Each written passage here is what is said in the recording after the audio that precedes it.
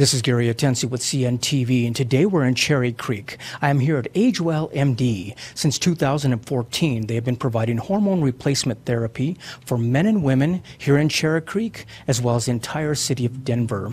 I'm here with Hope, who is the medical director, doctor in charge, lead, quite a few titles under one roof here. Let's start a little bit about yourself. Hope, share with us how it is you got involved in this particular type of industry. I think it was a combination of both personal and professional change. After being in an operating room as a board-certified anesthesiologist for over 32 years, I have seen more and more of my patients coming into the operating room younger and younger, and yet more and more unhealthy. And then personally, what happened to me several years ago is my father, despite having a very good workup for more life insurance at age 70, ended up having a horrific episode of, let's say, sudden cardiac death. So with a family history of heart disease, for me, that did not bode well, and so began the journey of looking for other ways to optimize my own health and wellness. So that's how AgeWell began. That is a great story. Let's start off first of all. Let's educate the viewers a little bit. First of all, what are hormones? We're talking about basically a chemical messenger that is traveling through our body, and what is it doing exactly? Essentially, for our bodies, we need our organs to be able to talk to each other. And what has evolved over time is that hormones, as chemical messengers, allow each organ to talk to the other organs. So it's a different concept of how we in Western medicine think of organs as these separate entities. No, they work together almost like a symphony orchestra. Talk to us a little bit about what signs, what are some of the symptoms people are coming through the doors and maybe realizing they need to take a look at this? Well, I think for a lot of people the surprise is that it has nothing to do with libido. What ends up starting out with most people is fatigue, insomnia, inability to focus, brain fog, inability to manage their weight. And for some people, that's not managing weight to lessen it, but also to put weight on. So it's a combination of a lot of factors that, once again, has nothing to do with libido. Yes, that's the one we're all very common with. We know about the 3 sex hormones, but yet there's 47 other hormones, probably not too often talked about. That's correct. I think, once again, when we think about our hormones as chemical messengers, they function together like, as I've been taught, a symphony orchestra. And that at times we do need certain organs and hormones to be more loud than others, but certainly they function best when they're in harmony. Muscle growth, heart rate, like you said, even hunger. These are all things that sound very, very serious. So I imagine the side effects and symptoms that people start realizing probably can get them in a little kind of a state of overwhelm, I would imagine. Oh, that's true. And the big problem that people start to feel and experience is when they have one hormone system that is out of balance and that it even impacts the other systems. So it's more complex than we tend to initially believe. When someone is having some of these symptoms, they go to their practitioner. Many times, can it happen they're misdiagnosed, basically sent out the door for totally something different? I mean, why is it very important and even safe to have basically a focused lab work done to make sure that they are understanding what their body's going through? Well, I think it's become more complex, and as we go back to that, we're having younger and younger people coming in and complaining about having irritability, inability to focus, inability to sleep, and oftentimes my colleagues in primary care don't have all of the time to sit and listen to all of the complaints at one sitting, and that their focus is on disease management oftentimes and not necessarily preventive health care. Interesting. Obviously, as we move through the 21st century, one of the things that we learn even more, even in the Western world here, is that there is a natural way to help our body. Talk a little bit about the synthetic hormone versus that of what you offer, which is the bioidentical. We've done in Western medicine a disservice to not just ourselves as physicians and other healthcare providers, but also to the population in general by thinking all hormones are created equally. And actually, when we think about synthetic hormones, they are biochemically different than our normal human hormones.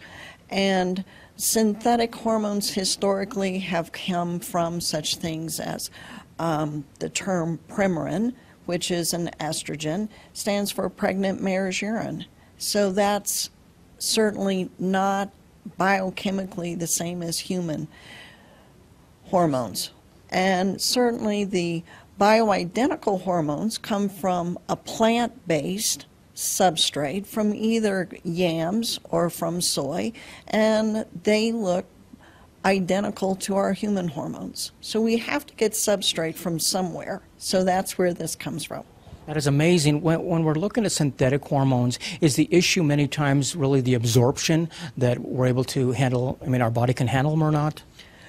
Absorption is a big component. The way hormones have historically been given is orally, but oftentimes what happens then is that the hormones are absorbed through the intestinal tract. They immediately go to the liver, and the liver, let's say, refigures them, turns them into substances that are not necessarily healthy for us, versus bioidentical hormones can be absorbed through the skin, through the oral mucosa in the mouth, even through the mucosa of the vagina or rectum, and then of course there's pellets that are placed subcutaneously that are absorbed.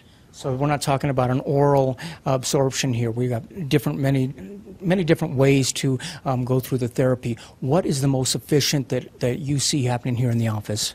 What we're seeing here in the office, number one, is to respect everybody handles hormones differently. But what we do see statistically is that hormones that are given, administered through the skin, up to 45% of the population, both men and women, don't absorb through the skin, even if it's a gel or a cream base.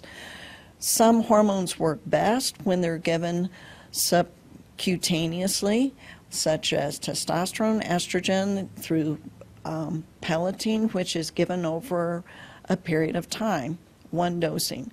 And then that's repeated for women every 2.5 to 3 months, and for men every 4.5 to 6 months. So it's a variable, and it's an individualized type of treatment.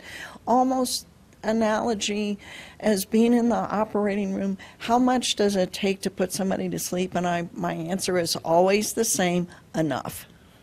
Just enough. Wonderful. Bioidentical, when people actually receive this therapy, many times they have side effects that are sometimes beneficial side effects. Actually, they find that it's helping other parts of their lives. Can you share with us a little bit how it affects the parts of the body that maybe they didn't even plan on or anticipate? Certainly. I think some of the important things we think of, say, for instance, testosterone. Everyone, the joke is, thinks of sex, drugs, and rock and roll, when truly testosterone is helpful for bone health, muscle health, cardiac health, and the biggie right now we're seeing it as brain health. So all of these things have nothing to do with libido, but also are very important with total body optimal wellness. Wonderful. We probably have viewers out there basically that possibly they're going through something like this for the first time, or maybe they've gone somewhere else, they've tried other therapies. Either way, basically they can come in with a feeling of kind of helplessness.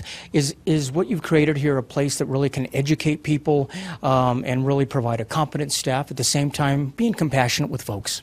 Certainly. I think what's important for people to realize is that overall, that each person interacts with me, and it's a one-on-one relationship that we will work together over a period of time to get them truly in what is their individual optimal wellness. and that it can take some time for some people to, let's say, get there on their journey.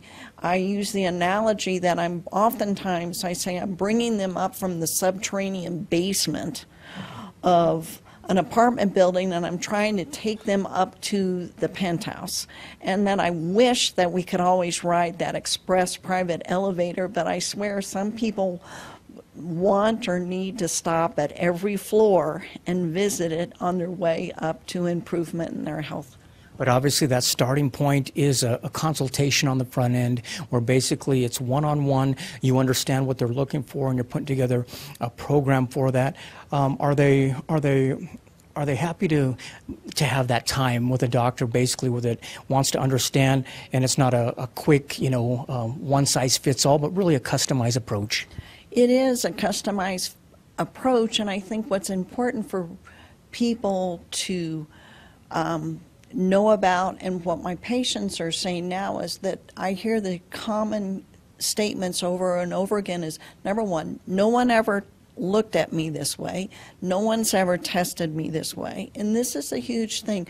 No one has ever explained these problems to me in a way that the patient can understand. Because my overall goal is that it's not so much of a monologue or a matriarch care plan for the patient, but it ends up becoming a dialogue where the patient is telling me how they're feeling, how they're doing, what we can do to modify their care, because each person, let's face it, is different, and their priorities are different. Wonderful. Viewers, take a look at the bottom of the screen right there. What you're going to see basically is their contact information. You can check out their website, understand a little bit more about hormones in general. They've got a great educational pieces on there as far as Hormones 101. You can contact them, set up a consultation for yourself, and find out if this is something you can be helped with. Basically, you're providing an integrative medical practice that is very heavily emphasized on preventive care, which is different from probably what you did in the surgeon room. Is it something that is rewarding for you and that you enjoy? Well, I think what's been very wonderful is the feedback from my patients saying, "You've given me my life back, thank you. You've saved my marriage, thank you. I now have the strength to make the change in my career, my job. I like my kids now." All of those things are so important to improve someone's life journey. And I think what's really important for all people to realize is that as we go through the aging process, Western medicine and my career in anesthesiology has done such a wonderful job of keeping us alive, but we're no longer should be defined by our chronological age. We should be saying, I may not have yet experienced the most important thing I should be doing in my life, but I need to be awake, I need to be focused, I need to be healthy in order to be aware when that opportunity comes around. And I think for myself, for over 30 years, I have focused on putting you to sleep. And now I've turned 180 degrees and I'm focused on awakening you. So that's a wonderful story. Viewers, last time, take a look at the bottom of the screen right there. You're going to see their contact information. They're located right here in Cherry Creek, basically serving the entire city of Denver, the state of Colorado. That is AgeWell MD, living life in balance through inner and outer wellness. This is Gary Atensi with CNTV, and if you don't know, now you know.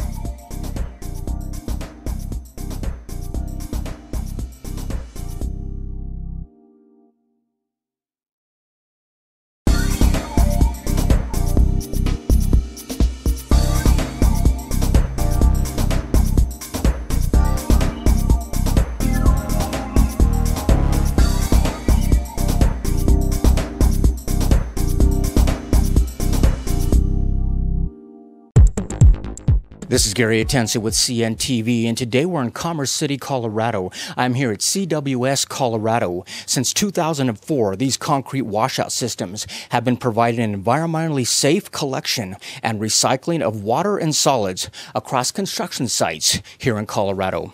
I'm here with Jack and Rich. Thanks, guys, so much for joining us here today. Let's start off a little bit about yourself, Rich. Share with me, if you will, of how it is you got involved in this line of work. Well, we used to have a construction roll-off company that was providing services throughout the metropolitan area. And I had some small containers I didn't know what else to do with, so I happened to be skiing with a buddy of mine who owned a ready-mix company. And he said, we need small containers for a concrete washout. It had become a bigger issue in the construction industry in Colorado. So we kind of got into that. At the same time, we were at a national trade show and ran into a company called Concrete Washout Systems, Inc. out of California. It's an environmental service, comes from California. So we signed up as a licensee of that company as CWS Colorado LLC.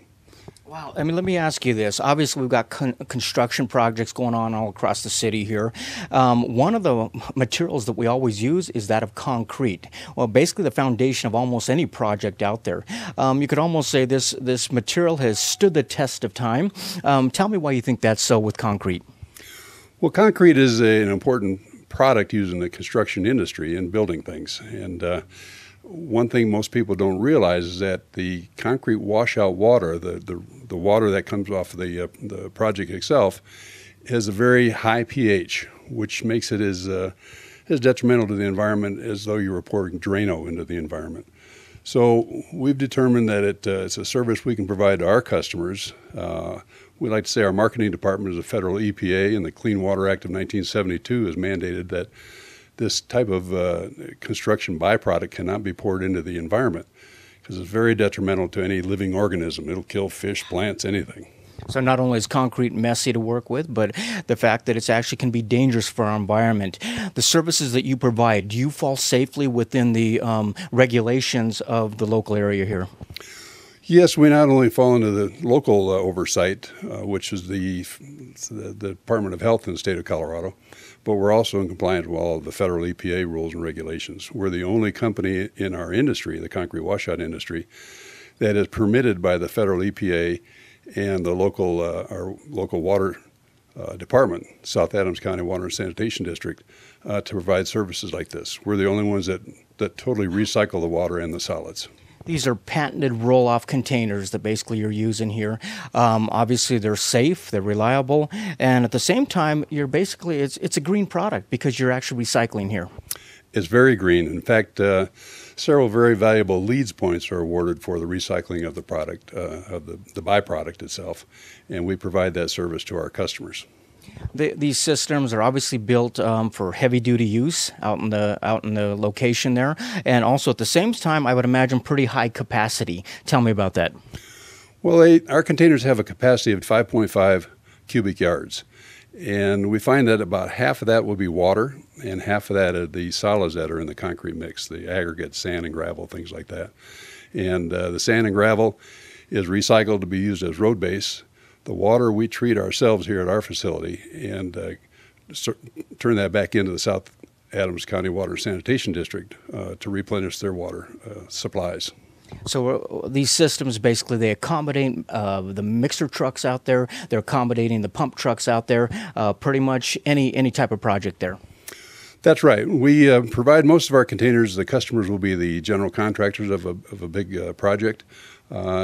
The reason we work with the general contractors is that there are several different contractors, subcontractors within the project that will all utilize our containers. There'll be flat work people, there'll be foundation people, walls, driveways, all that. May have different contractors, but we work with the general contractor, so they all have one source for their removing of their washout product. Let me ask you, Jack, back in the day before this solution became possible here, I mean, they basically were using pieces of plastic. We're talking about anything they could prop up, be it hay bales or you name it. They're trying to clean it up there. Is that kind of what they did back then? Basically, no. It was basically going right into the soil and the earth itself.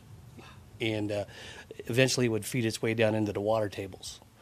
And with this pH being as high as it is, it kills the soil. not only the aquatic life, like Rich said, but it kills the soil. And in order, when you do a subdivision, if you had a washout in your yard, you're not going to grow any grass. You're not going to be able to grow any grass because that soil is dead. Interesting. I mean, like you say, these systems, they come in different sizes depending on the project there. This is something that the larger projects, they can handle up to, what, 3 dozen mixer trucks, a couple pump systems. That's pretty impressive.